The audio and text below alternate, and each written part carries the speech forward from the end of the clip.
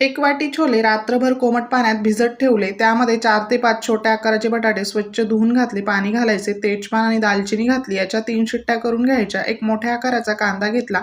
8 ते 10 लसूण पाकळ्या व आलं घालून बारीक वाटून घेतले. एक टोमॅटोची प्युरी करून घ्यायची. तर हे छान शिजले. त्यामधले तेजपान आणि दालचिनी काढून घेतले. थोडे छोले एका वाटीत काढून घेतले.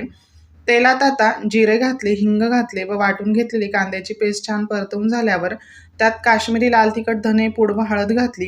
टोमॅटोची प्युरी छान 3 ते 4 मिनिटं तेल सुटेपर्यंत परतवून घ्यायची. 1.5 चमचा मी इथे छोले मसाला घातलाय. काढून घेतलेले छोले बारीक प्युरी करून घ्यायची. व्यवस्थित मिक्स करून यात आता गरजेनुसार कोमट पाणी करून घालायचे. चवीपुरते मीठ घालूयात. झाकण ठेवून कमी आचेवर 5 ते 6 मिनिटं भाजी छान शिजवून घ्यायची. झाकण काढूयात. मस्त हिरवीगार अशी कोथिंबीर घातली. मस्तच असे छोले भटुरे तयार झालेत. गोड ऊन देखील आलेले आहे. लाईक आणि शेअर करा. धन्यवाद.